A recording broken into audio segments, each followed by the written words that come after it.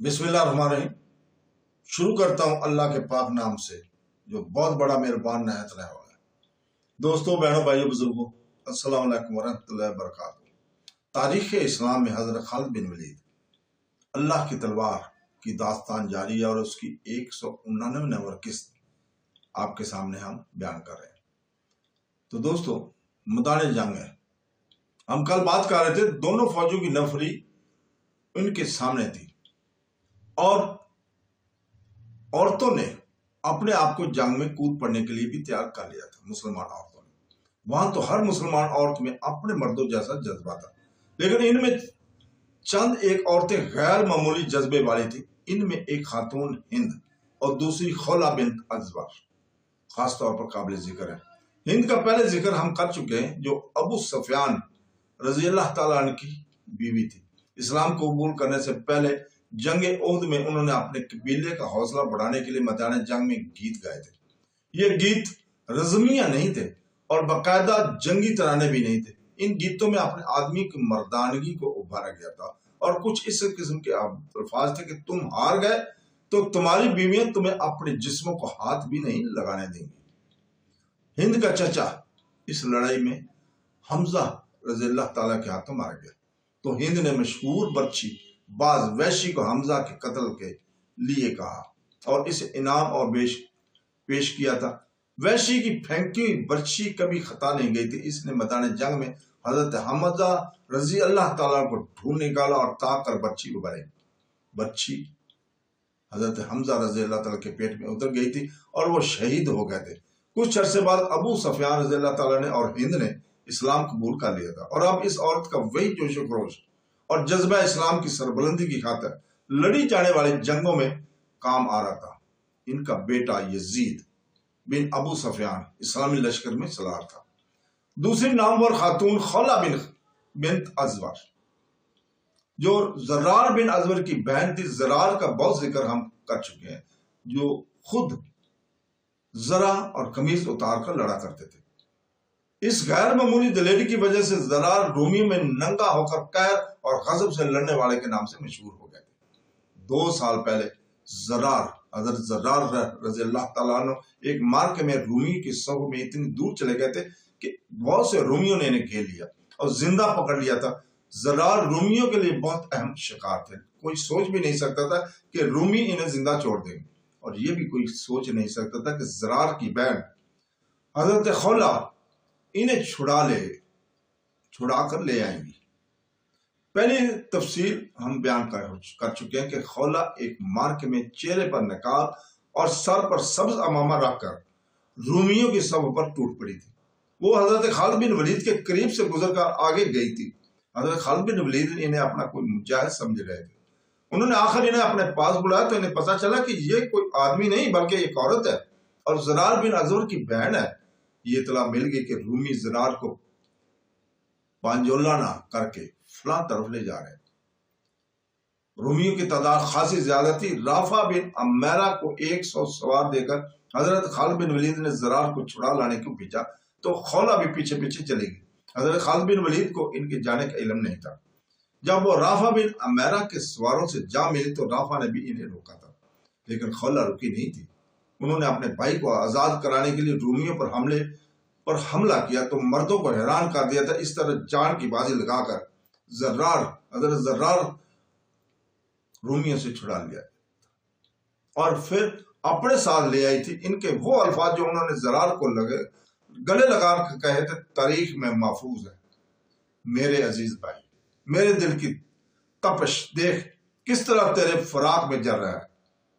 अब जबकि रूमी बुलंदो बाला पहाड़ के तरह सामने खड़े थे तो हिंद और खौला और दूसरी मुसलमान औरतें सिर्फ बीवियों और बेटियों की हैसियत से बैठी नहीं रह सकती थी, न वो अपने फर्ज को सिर्फ दुआओं तक महदूद रख सकते थे। हिंद और खौला औरतों के कम में मर्दाना चाल चलती घूम रही थी।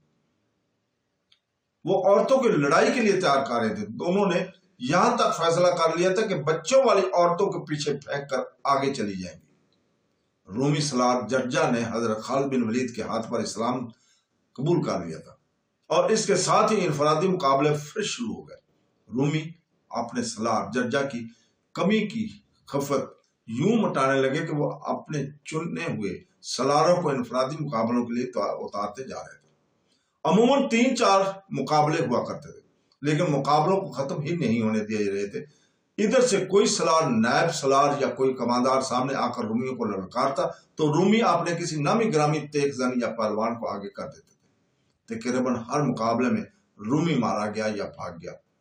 खलीफा अव्वल हजरत अबू बकर सदीक रजी अल्लाह ताला अन्हु के बेटे अब्दुर्रहमान बिन सदीक मुकाबले के लिए सामने आए। मैं हूं रसूल पाक सल्लल्लाहु अलैहि वसल्लम के पहले खलीफा अबी बकर का बेटा। अब्दुर्रहमान रजी अल्लाह ताला ने दोनों फौजों के दरमियान घोड़ा एक चक्कर में दौड़ाते हुए ललकार कर कहा, रोमियो, मेरी हैसियत का कोई सलार आगे भेजो। तारीख में इस रूमी सलार का नाम नहीं मिलता जो इनके साथ मुकाबले में आया। जो कोई भी था बड़ी जल्दी कट कर गिरा। क्या इतने बड़े लश्कर में मेरे पाए का कोई सलार नहीं? हजरत अब्दुर्रहमान बिन अबी बकर ने रूमियों को ललकारा। रूमियों के सफों से काले रंग का एक घोड़ा निकला जिसका कद ऊंचा नहीं था, सर से दुम तक लंबाई आम घोड़ों से ज्यादा थी। इसका चमकता हुआ जिस्म घटा हुआ और गैर मामूली तौर पर मोटा ताजा था। घोड़ा दौड़ता हुआ तो जमीन हिलती महसूस होती थी और वो अपने सवार को काबू में था, लेकिन इसकी चाल और मस्ती एक ऐसी थी जैसे अपने सवार के काबू में ना हो। इसका सवार गोरे रंग का था और अपने घोड़े की तरह फड़बा जिस्म का था और पहलवान लगता था। ऐ बदकिस्मत जवान, रूमी सलार ने ललकार कर कहा, क्या तू रूम के बेटे अलमोर की पर्ची के सामने कुछ देर अपने घोड़े पर बैठा नजर आता रहेगा? खुदा की कसम, अब्दुर्रहमान ने अपने घोड़े को एड़ लगा कर कहा। रूम वाले अभी वो बर्छी नहीं बना सके जो इब्ने अबी बकर की घोड़े से गिरा सके। अलमोर की बर्छी काले घोड़े की रफ्तार से अब्दुर्रहमान की तरफ आ रही थी। अब्दुर्रहमान के हाथ में तलवार थी। घोड़े एक दूसरे के करीब आए तो अलमोर ने रकाबों में खड़े होकर हजरत अब्दुर्रहमान रज़ी अल्लाह ताला को बर्छी मारी, लेकिन अब्दुर्रहमान ने अपने घोड़े को जरा एक तरफ कर दिया और खुद पहलू की तरफ इतना झुक गया कि रूमी सलार की बर्छी का वार खाली गया।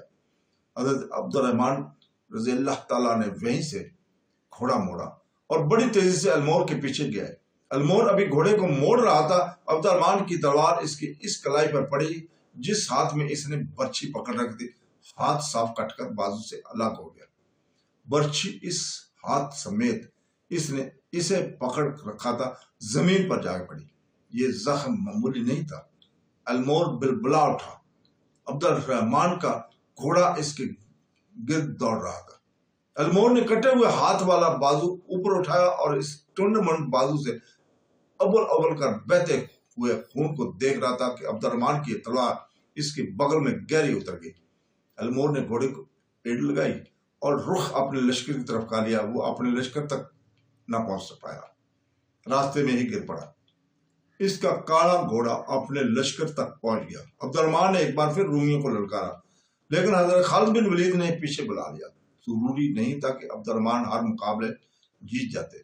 यह के बाद दीगरे 6-7 मुसलमान सलार इनफरादी मुकाबलों के लिए गए और इनके मुकाबले में उतरने वाले रूमी मारे गए या शदीद जख्मी होकर भाग गए थे। हजरत अब्दुर्रहमान रज़ी अल्लाह ताला अन्हु एक बार फिर बगैर किसी की इजाजत के आगे चले गए और रूमियों को ललकारा। एक रूमी सलार इनके मुकाबले में आया और वापस न जा सका। ये तीसरा रूमी सलार था जो हजरत अब्दुर्रहमान के हाथों मारा गया था। इस तरह हजरत अब्दुर्रहमान ने 3 रूमी सलारों को मार डाला। हजरत खालिद बिन वलीद ने इन सख्ती से कहा कि अब वो आगे न जाए, अब कोई आगे नहीं जाएगा। रूमी सलार अल्लाह महान ने हुक्म दिया और अपने साथ की सलारों से कहा कि अगर ये मुकाबले जारी रहे तो हमारे पास काम का कोई एक भी सलार नहीं रह जाएगा। क्या हमें इतराफ नहीं कर लेना चाहिए कि हमारे पास कोई ऐसा सलार या कोई और आदमी नहीं जो दूब मुकाबले में मुसलमानों को शिकस्त दे सके? अगर हम अपने सलारों को इसी तरह मरवाते गए तो अपने लश्कर पर इसका बहुत बुरा असर पड़ेगा। बहुत बुरा असर पड़ रहा है। एक तजर्बाकार सलार ने कहा, मैदान में देखें सिर्फ हमारे सलारों और कमांडरों की लाशें पड़ी हैं और मुसलमान हमें ताने दे रहे हैं। हम इतना लश्कर क्यों लाए हैं? इन चंद हजार मुसलमानों को हम अपने घोड़ों के कदमों तले कुचल देंगे। इनकी लाशें पहचानी नहीं जाएंगी। हमें पूरे لشکر سے ایک ہی بار حملہ کر دینا چاہیے۔ کلب کے ایک سردار نے کہا، نہیں، مہان نے کہا، مسلمانوں سے اتنی بار شکست کھا کر بھی تم مسلمانوں کو نہیں سمجھے؟ مسلمانوں کی نفری جتنی کم ہوتی ہے یہ اتنے ہی زیادہ خطرناک ہوتے ہیں۔ میں پہلا حملہ ذرا کم نفری سے کروں گا اور دیکھوں گا کہ یہ اپنے آپ کو بچانے کے لیے کیا طریقے اختیار کرتے ہیں۔ آدھا دن گزر گیا تھا، سورج سر پر آ گیا تھا، اگست کی گرمی اور حبس کا عروج شروع ہو چکا تھا۔ کمانڈر مہان نے اتنی ہی نفری حملے کے لیے آگے بڑھائی جتنی مسلمانوں کی تھی۔ یہ اس کے اپنے لشکر کی نفری کا چوتھا حصہ تھا، یعنی تقریباً 40,000 یہ تمام نفری پیادوں کی تھی۔ جب یہ نفری رومیوں کے دفوں کی تال پر آگے بڑھی تو لگتا تھا جیسے طوفانی سمندر کی موجیں پہلو با پہلو بپھری ہوئی غراتی ہوئی اپنے ساتھ ہی سب کچھ بہا لے جانے کی آ رہی ہیں۔ اسلام کے پاس بڑھو، کسی مجاہد کی گرجدار آواز بلند ہوئی، آج کا دن تمہارے امتحان کا دن ہے، اللہ تمہیں دیکھ رہا ہے، اللہ ہمارے ساتھ ہے۔ مسلمانوں کے صفوں سے نعرہ تکبیر کے نعرے گونجتے رہے۔ اگلی صف میں جو لمبی برشیوں والے تھے اور جو تیر انداز تھے وہ تیار ہو گئے، ایک ایک تیر کمانوں میں چلا گیا، برچیاں تن گئیں۔ ہر مجاہد کی زبان پر اللہ تعالیٰ کا نام تھا، بعض کسی نہ کسی آیت کا ورد کر رہے تھے۔ رومی پیادوں کا سلاب قریب آ گیا تھا۔ اسلام کے نیزہ بازوں نے بڑھ چڑھ کر برچھیوں کے وار شروع کر دیے۔ آگے والے رومی گرتے تھے تو پیچھے والے انہیں رونتے ہوئے آگے بڑھتے۔ نیزہ بازوں کا کام کچھ تو تیر اندازوں نے آسان کر دیا تھا۔ رومی ابھی برچھیوں کی زد سے دور ہی تھے کہ ان پر تیر اندازوں نے تیروں کا میہ برسا دیا تھا۔ رومی نے تیروں کو ڈھالوں پر لینے کی کوشش کی تھی، پھر بھی کئی رومی تیروں کا شکار ہو گیا۔ اس سے رومیوں کی پیش قدمی کی رفتار سست ہو گئی۔ آگے آئے تو مسلمانوں کی برچھیوں نے انہیں چھلنی کر کے رکھ دیا تھا، لیکن ان رومیوں کا حملہ مسلمانوں کے سارے محاذ پر نہیں بلکہ 11 میل لمبے محاذ کے تھوڑے سے حصے پر تھا۔ تو دوستو، اس کے ساتھ ہی ہم اجازت چاہتے ہیں۔ کل تک کے لیے اللہ حافظ۔